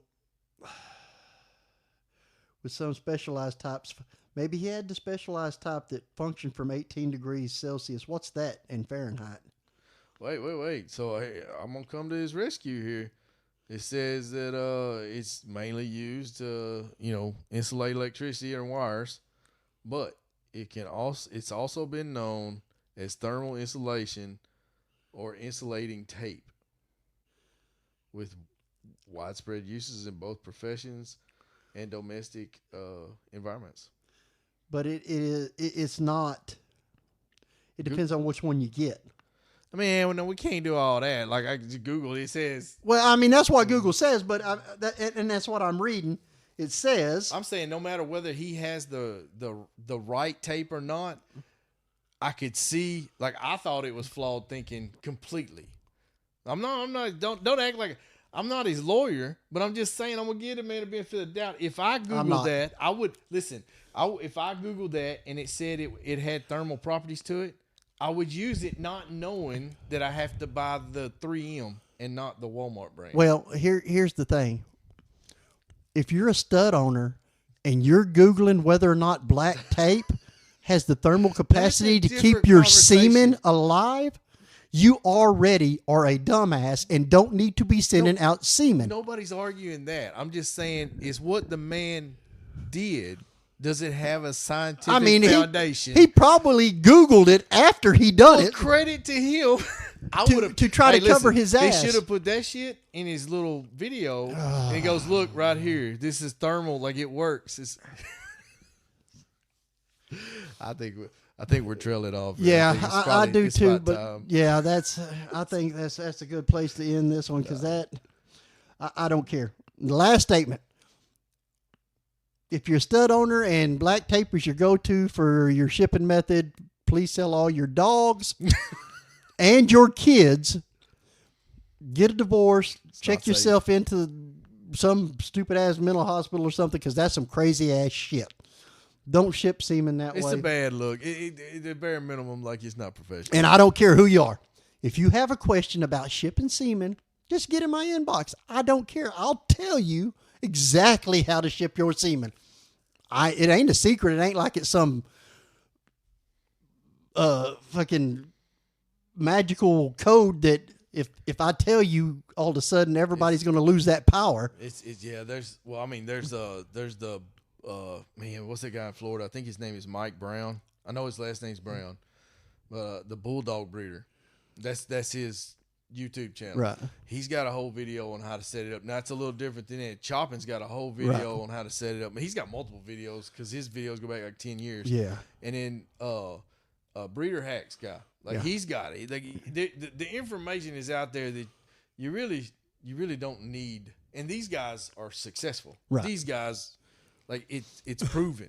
And that's what I'm saying. Most successful stud owners don't have a problem telling somebody how to ship semen, a new person with a stud, if you approach them the right way. If you get in their inbox and tell them, hey, yo, how do you ship semen? Without a hello, hey, kind of new, you introduce yourself. If you don't know how to conduct business, don't get in somebody's inbox like, yo, tell me this shit now. No, it won't happen. But all right. So I guess we'll shut that one off this week because I had some other shit to say about dog shows, but we'll cover that another time. Yeah, let's do that because I'm trying to get Emmanuel, the one that threw the autistic benefit awareness. Yeah, I talked to him at the dog show. He said he'll do the podcast. So I just kind of want to know what brought that up because his dog show is 3 years old now. Right. So well, I wasn't. It's working. So much interested in how to throw one. Man, I know you're gonna throw some negative shit out there. I'm just wondering when the circus is coming to town and. Goddamn, I seen a post. I guess some boxing's fixing to happen for real. Oh, we can take this one a whole nother. I'm just gonna put this out there.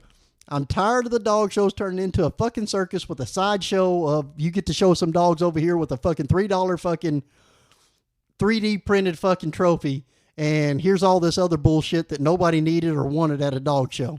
Well, you're just going to have to get you a non-fluffy and go to ABKC, I guess. Nah, I just ain't got to go to no fucking shows. That's just the simple. And nobody else should. And as long as they want to bring other breeds, it's time for the bully community to turn their back on these show hosts and say, you know what? We built you. We're done with you. We'll go to a parking lot or a park and have our own little show, and we don't need none of you big show hosts anymore trying to make this shit a circus and bring every breed in the world into it. We're out. We're going back to the parks. I don't think I share that, but I get it. I get the sentiment, but and it ain't every show out there. Don't get me wrong. We'll talk this for a minute. Not every show out there deserves that.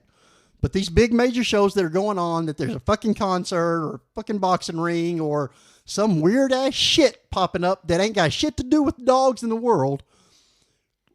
And it's not about the dogs anymore.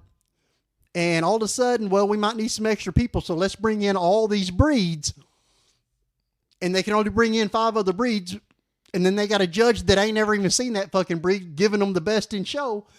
It's time for the bully world to say, guess what, guys? It's doggy see, doggy do. I hope y'all didn't spend a bunch of money on that building because we ain't coming to it. Hey, somebody's just got to step out there and go, no, this is how we're going to do it. This show is this show. Like, if Frenchie Bowl were to ever go to all breeds, right? It's over. Like, right. Because that's its stick, right? Right. Like, it's an all Frenchie show. Period. Exactly. So somebody's going to have to, But there ain't a show all bull. Like somebody will. If the money's there, somebody will pop up into where this is a bully show. Don't leave your poodles at the door. Well, Lady Talk Bully Walk is that way. She just announced that she is a bully show, and these are the bully breeds she's accepting. Well, there you go. If there's another bully breed out there that somebody thinks should be in there, she said message her and she'll put it in 5.0. Great. What I'm saying is these bully breeders need to show these show hosts that are now just a money grab, trying to get anything they can through the door. Hey, we built you. I don't care how long you've had your show going, but you built it off of our money and our dogs, and we ain't coming to your shit no more. Matter of fact, the day of your show, we going to be down here at the park doing the old school meet and greet while your building is empty. You got a poodle, a Great Dane, a fucking Doberman, and some Shih Tzu in it. That's who's going to be in your ring while the rest of us is down at the park doing our thing. And that's how you end all the bullshit at a dog show. But money. It's always money. Well, anyways, that's a whole nother conversation for another time.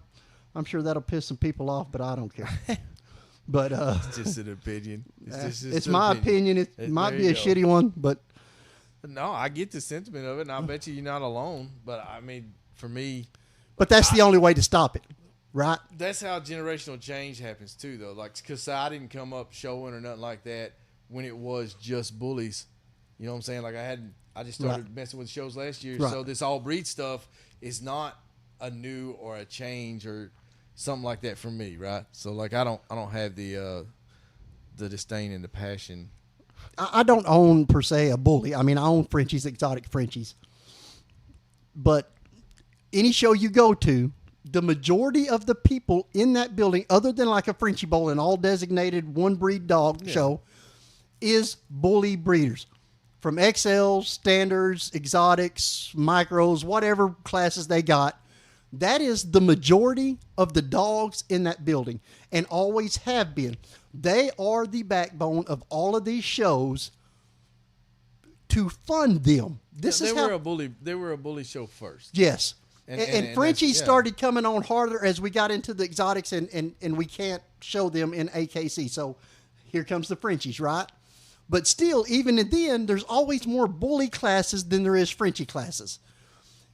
They're kind of catching up now. I was going to say that, yeah. They're kind of catching up, depending on what show you go to. But when they turn their back on the bully breeders and say, okay, any dog can come in here, and now you have a guy that pretty much only judged bullies his whole career and only bred bullies, and he's looking at a different breed of dog than a bully or a Frenchie, and he's handing that dog the best in show trophy when he ain't even got a fucking clue what the standard of that dog is.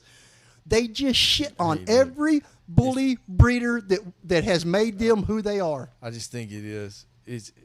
I could see the problem with it, and I get what you're saying, because I really do believe that when you put all breeds in a ring against each other, you're basically judging like a hunter. If they were humans, it'd be a hunter against a sprinter.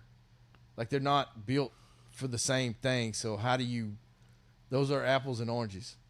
Right, and now you got a judge that ain't never judged it before. Right. Well, I mean, if you had a poodle judge that was judging bullies, it works both ways. Right. They don't have an fucking clue about those bullies. So that's what I'm saying.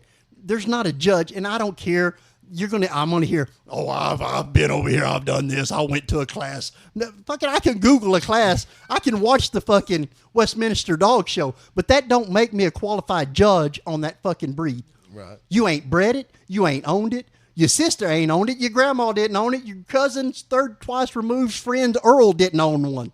You ain't never seen one until it walked in that damn building, and all of a sudden, that's the greatest damn dog, and it wins best in show.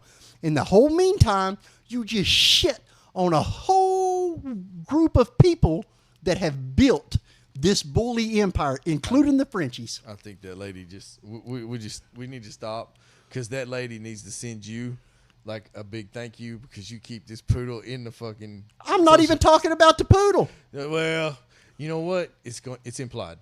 Because did you see the off the leash battle royale banner? No, I saw the. I mean, I don't even know if the poodle was on it or not, but there's about 5 other different dogs on there. I seen the dude in the boxing gloves. And all that. If you want a free dog, you got to go fight him. Who? Did you not see that? No. Oh, man, I don't know who it was. Like, I scrolled through that, and I just kind of chuckled at it. But, yeah, it was. I mean, there's a lot of people signing up for it. Maybe it's a gaff. I don't know. But this guy's, I guess he's a boxer. But, I mean, you go fight him, and I don't know. I guess if you don't get fucking killed, you get a free dog. I don't know what I ain't doing it, so I didn't read it. But I guess I should have. But here's the thing. I get it. But these dog shows get a little testy as it is. Do you really want a boxing ring and people fighting in the ring and taking bets on the outside and somebody not paying a bet, and now we're going to fight for reals, and here comes the guns and the bullshit and I don't want to take my family to that. I wouldn't want to take my grandkids to that or my kids to that. I mean, there's a high probability that a gun is coming out at that event. What's a high I'm too slow. I can't get out of the way. I'm going to get shot then. Me and you both. I mean, I ain't going to run from it because I'm stupid, because I got PTSD from the military and all that. I'm going to run towards it. I don't care, but it's not a dog show. Quit calling it a dog show. Just leave the dogs out and just start a circus. Barnum and Bailey did it. They did all right. Find some fucking freakazoids, fucking short-armed people, some midgets, some fucking tall people. This is not the one I saw, but that's the same thing. Right. Yeah, I mean, there's about 50 of them on Off the Leash Media right now. It's going to be a boxing match there for real? Pretty much, yeah. Well, shit, I'm definitely going. I'm not. You're not? I'm not. You're not going to support it? I'm not. I'm not. I mean, I'm going to watch it. I'm not going. I'm not taking one of my dogs into that place. I'm not going to it. I'm not getting shot so somebody can make fucking $5 on the show. Just can't be real. Like, they're fucking around. This is publicity deal. Well, that is for him, but I'm telling you, the boxing ring is going in. Their layout already shows it. It's happening. Well, I'm just saying, like, they made this some scripted shit. It's some Logan Paul, Mike Tyson shit. Well, I think it can be whatever, but somebody in the building is going to be pissed off about it, and it ain't going to turn out good. Well, I agree. I don't think it's going to end well. Like, especially if you're signing up a bunch of people. Because here you go. Somebody's going to get in there with some real beef. Well, and that's, I mean, I told them there is a certain breeder. If they get that motherfucker in the ring, I'll show up. Because I got some real beef, but that's the only way. But the truth of it is, I mean, I don't fault him. I mean, it's Justin's show. Again, maybe he's on the cutting edge of something that I just ain't believing in yet. I can give him that, but it's not a dog show. Yeah, I mean, I give you that. Quit calling it a dog show. Hey, just so you know, I just want to give a big congratulations to Manny and Angela. They had the baby last night. Oh, yeah, I seen where she said she was going in. And she held on to that baby. She was supposed to have it Monday. Yeah. That's how much of a not quitter she is. She went in to be induced Monday. Yeah, and that's it what I was going to say, man. Yeah. I thought it was a few days ago. Yeah, it was. It was. She held on to that baby. She wasn't letting it go, huh? No, Or that baby was holding on the inside. He's was. like, you ain't evicting me, bitch. Yeah, I'm staying right here. Yeah. Whatever it was, it took him a couple days to get that one out. But He said, I hear all them goddamn dogs barking at the house. Ain't no way I'm coming out of this place. They had a beautiful little baby girl. So Well, congratulations to them. Yeah, and congratulations to them. Congratulations, your life is over, bro. 2 girls, it's over. Yep, done. Yep. I had 2. Oh, did you? And That's what's wrong with. That's why you're so angry. And then I got with Brienne, and she had 2. Well, it's all making sense now. Because I had one, and she's grown now. You know, she's 22, 23 years old. I tell everybody that. So basically, I got 4 daughters, 2 ex-wives, 3 sisters, a mom. Fuck this world and the women. I don't give a damn. They all be fucking with me. So that'll make you. Not really. Not fuck women. Well, I do, but don't. Oh, no. See, there you go. Okay. We got to quit now. All right. All right, we're out of here. Yeah. So y'all have a good one. We'll hit y'all up with a new one the next time. Bye. Welcome inside the kennel, the heartbeat of the dog game, where real breeders break down real experiences, and the experts drop the knowledge you can't Google. We talking structure, bloodlines, nutrition, training, wins, losses, and everything that makes champions in and out of the ring. This is for the ones who live it, breathe it, and build it, one lit at a time. Your host, Kevin Ben and Roderick. Lock in.